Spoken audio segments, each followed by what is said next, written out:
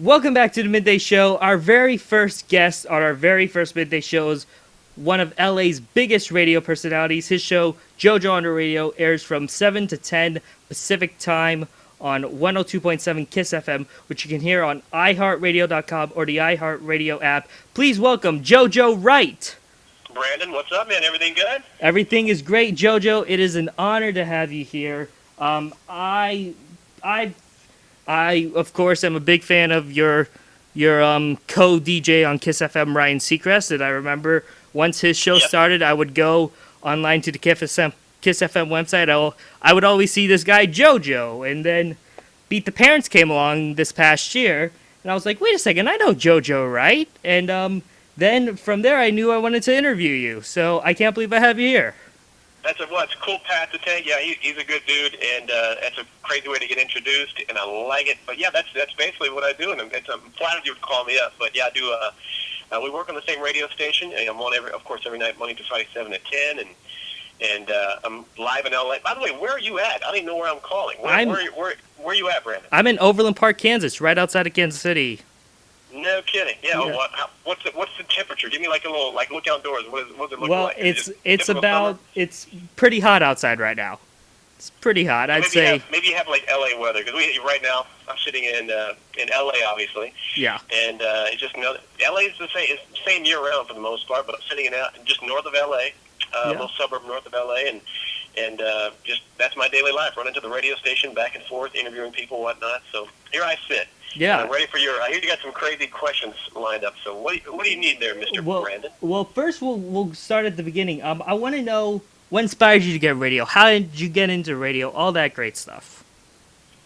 When I started off in radio, which is going to sound crazy, but I guess I kind of relate it to how you see these actors, these kid actors, start off as they start off acting as kids. I didn't start off super young, but I started off basically between the 8th grade and 9th grade year. So I started off, that summer at a small AM station near where I grew up in Texas. I grew up near Houston, and I got introduced to this radio station. Just not even really as a career initially, just something to do. My dad was a cop, and I wouldn't consider my small town cop. Knew everybody in town.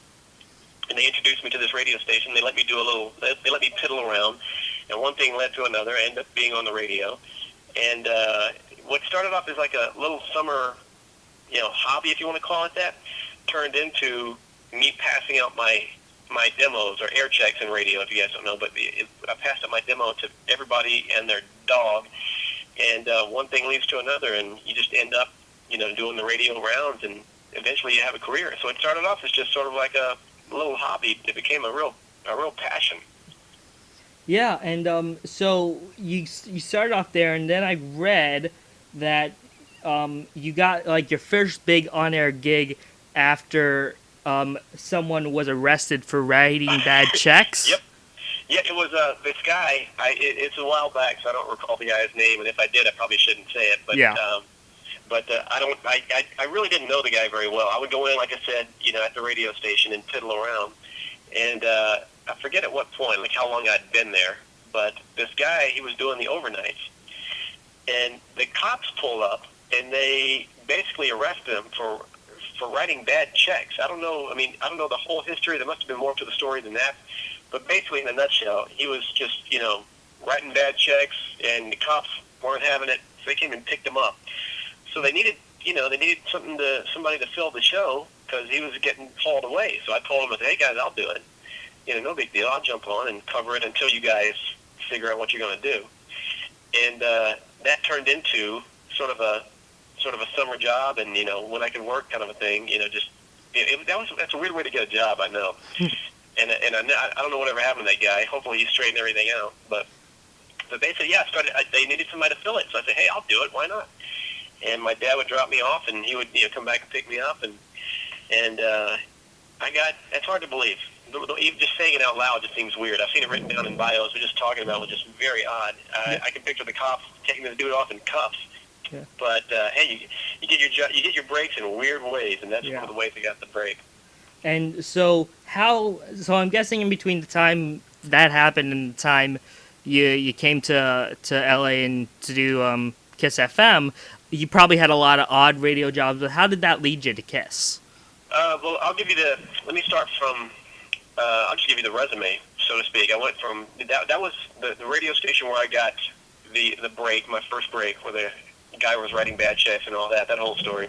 That was in a small town just outside of Houston called Baytown. There's another small radio station I worked at in Conroe, Texas. These are cities you probably never heard of. They're super small towns. Shortly after that, I went to Beaumont, Texas, which is close to Louisiana. That was my first FM station where I started playing, pop music or whatnot. Anaheim, California. Charlotte, North Carolina, which is where I met my wife at in Charlotte. Dallas, Texas. San Francisco, California. I went to Philly, then back to San Francisco, and then down to L.A., which I've been in L.A. for a long time now. And I'm mentioning a lot of radio stations, but a lot of these stations, I wasn't there for a long period of time. For example, there was one calendar year, and I forget the year, but I was in Charlotte, Dallas, and San Francisco all within that one calendar year. So sometimes in radio, you move around a lot. Yeah. So, as I'm ripping off these radio stations, it sounds like 1,000 of them, but, I wasn't at each of these radio stations for years. Sometimes it was a quick stop. Yeah. So you said you've been there for KIIS for a long time. If you had to guesstimate, if you don't know the exact number, how long do you think you've been at KIIS? Okay, KIIS, I started in 98, so we're talking like 15 years at KIIS. Wow. So I can give you that number. The other ones I can't really give you the numbers on. Yeah, no, I gotcha. KIIS, I've been here for a while now. It's just one of those stations where whenever I do leave KIIS, it'll be for something that's pretty spectacular, just because it's just not a station you leave. It's a station I wanted to work at for a long time. Everything, you've seen the stickers, I love L.A. Well, I do love L.A. It's not just the radio station; it's the area. I got a bunch of friends out here, but for the career itself, and L.A.'s worked well for me. I interview everybody on the planet. If you love which I love interviewing people, and if you're the type of person that loves to interview artists, and that's one of my strengths. LA is a great spot to be because I either live here or they come through here all the time. So that's exactly. LA just gives me a lot of opportunities, and I just like it. So whenever I do leave KIIS FM, it'll be for something pretty cool. Yeah. So we'll figure out what we'll see. Who knows what that'll be? Yeah.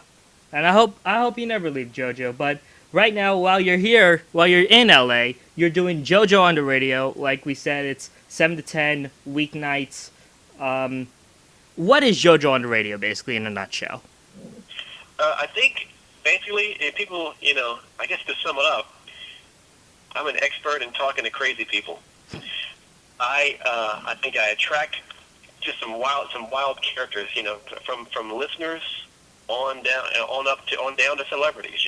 I think I'm a normal guy, the guy next door who has an eccentric interest. So I've developed a weird sort of a character, which is not really a character. It's kind of me. Sometimes I don't know which one's the real character, the one on or the one off the radio. But I'm just a normal guy who has eccentric interest, who loves talking to crazy people, and it's working out for me. Every night I hit the radio. I don't have a job. Sometimes you hear people that they work 9 to 5 and this and that, whatever.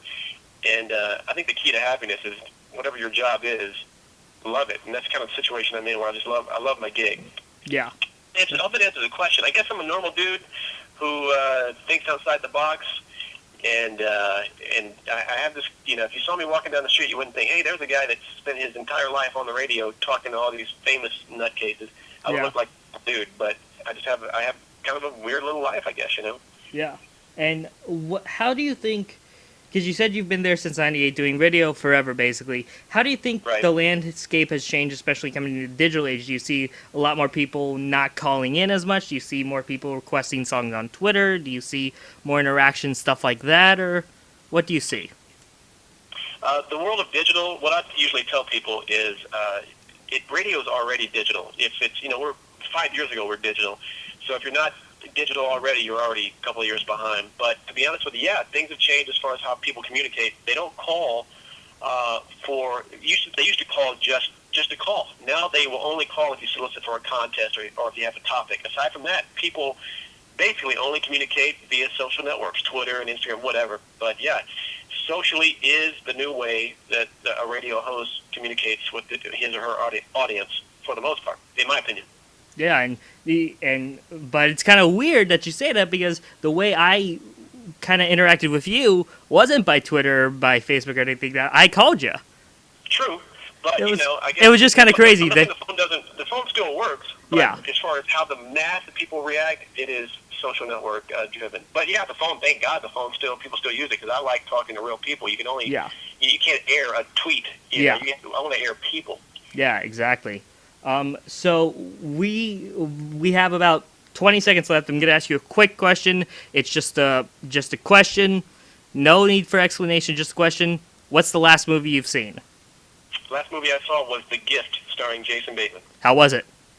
Not bad. Not bad. Great, but not bad. Not bad. Okay, we'll be right back for more of the Midday Show.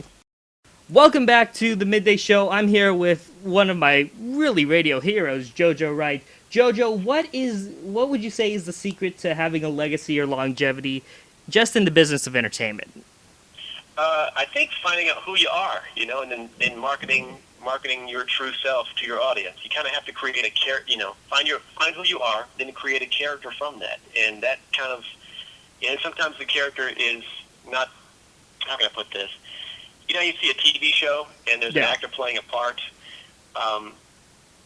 The actor puts certain elements of his true personality into the character, but some things are blown out of proportion. You kind of have to do that with radio as well. You have to kind of create your character, and then just have a good time, man, and do what you do. Keep your head to the grindstone and just keep rocking out with that. You got to keep your head up. Got to let your head down to AA. What Brandon said, exactly. Yeah. A little Andy Grammer shout out for you. He's killing it right now with Honey, I'm Good. He's doing a great job. Yeah, he ain't doing too bad, no doubt. So right now, one of the things you do on your show is what you called a speed round. And speed round of questions. I'm gonna do that for you right now. I don't know if anybody's ever done it for you, but that's gonna happen for you right now. Pass if you don't want to answer. When I do the speed round, it's never speedy. I always tell people I need to come up with another title for it, but I just want to toss random questions at people, and I usually get the best answers from these random speed or whatever you want to call it round of questions. It just works. So no, I haven't had this done to me in quite a while, so I'm curious how it's going to be to answer my own questions. Yes, and I'm going to do something similar when I don't have someone to do a speed round for. I'm going to do something called the Fun Down. There you go. I like it. So basically, I should have used that. Yeah. Oh, don't take it. Yeah, we'll see. You got my word. Well, we'll have a partnership. We'll write out a contract. Okay. Okay. So JoJo, as you know, pass if you don't want to answer. Here we go. Your last big splurge. Last big splurge. I got a Jeep. Something I've been wanting a Jeep for a while. Finally got the Jeep. Looks like it should be in a rap video. It's giant. I'm still not used to it yet, but it looks cool. So I got a Jeep. JoJo, have you ever been mistaken for the wrong celebrity? Have I been? Yeah, I've been mistaken for Joey McIntyre from New Kids on the Block. That's a good one. I've been mistaken for Macklemore and Ryan Tedder from One Republic. I get that one a lot. But you know what? I joke on the radio that I always ask people if I look like David Beckham, which I don't look like David Beckham at all, but if you ever hear me say that, Christina Milian made a statement to me one day. She goes, "You look kind of like David Beckham," joking, and that's when I took that statement and ran with it. So if you ever hear me ask people do I look like David Beckham, that's the origin story. No, I'm sorry, keep going, do your thing. Yeah, no, that's the origin story. Ever seen a ghost or UFO? I'm obsessed with the paranormal. I can't say for sure if I've seen a ghost. Haven't seen a UFO. May have seen something that could have been a ghost. I was doing this investigation in this haunted theater once. It's called the Fox Theater in Fullerton, California, which is Orange County, between L.A. and San Diego. And I saw these flashes of whatever it was. Looks like a mass of something, shoot down one of the aisles in this old theater. Now, I can't say for sure what it was, but it big question mark, red flag, something happened. Something happened. Yeah, something happened. I don't know, but maybe. I guess that's the short answer. Okay. Most famous person in your phone, JoJo. Say it once again? Most famous person in your phone. Most famous person in my phone. Katy Perry. Katy Perry. That's a good one to have. Yeah, not bad. Psycho fan encounter? Yeah, I was doing a radio show back in the day in this was in Charlotte, North Carolina, and this girl, I was backstage at some show, and this girl told the security guard, she goes, "I want to meet JoJo." They brought her back, real nice girl. She was just smiling and everything. And this girl, she walks up to me and she goes, "Hey, you're JoJo? Yeah, you're JoJo? Yeah." You start to feel good like this because this girl is excited to meet you. And then she rears back and slaps me in the face as hard as she could. I mean, just nails me. But she did it with this creepy smile on her face, like she wasn't mad at me. She just was happy, and she just slapped. She nailed me. Of course, my question: why would you do that? And she said she just wanted me to remember it. And then security took her off, and just they didn't do anything to her, But that was the weirdest thing ever. This girl slaps me for no reason. I've never seen her before or after. And I remember it, so I guess she got her point across. Yeah. Favorite home cooked meal?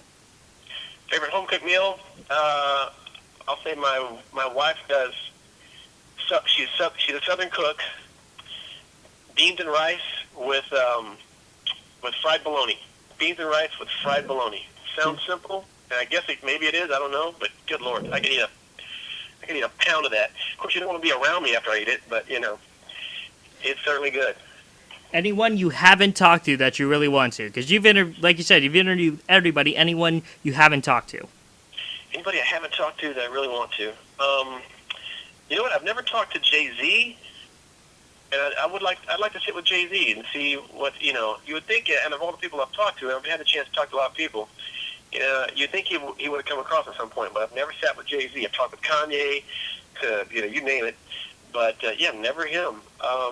I would also like to talk to. This would be just for my own enjoyment, but I don't know if my radio audience would like it. But I would love to talk to somebody in the FBI, like for example, if there were a real X-Files, yeah, that type of a bureau. If it even exists, I would love to sit and talk with somebody from the X-Files division, or if there were a real Men in Black division.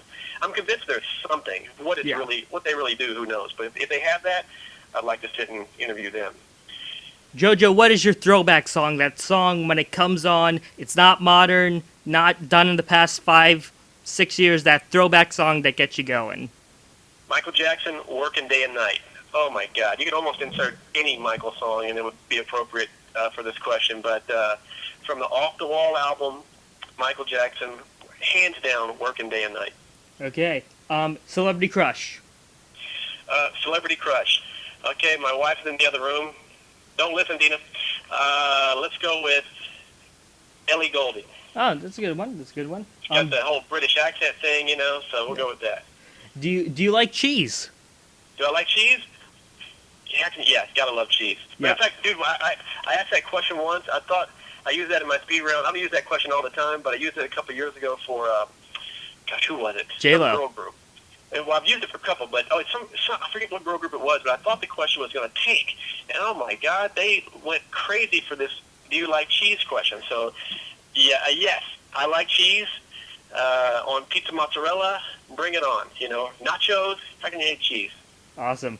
And finally, will you tweet something about me later today? Well, I tweet something about you. What would you like me to say? Just say I did an interview with this cool guy Brandon Parnes. Listen to his show. I'd say Brandon was drunk. And he was I'm 20, man. I can't be drunk.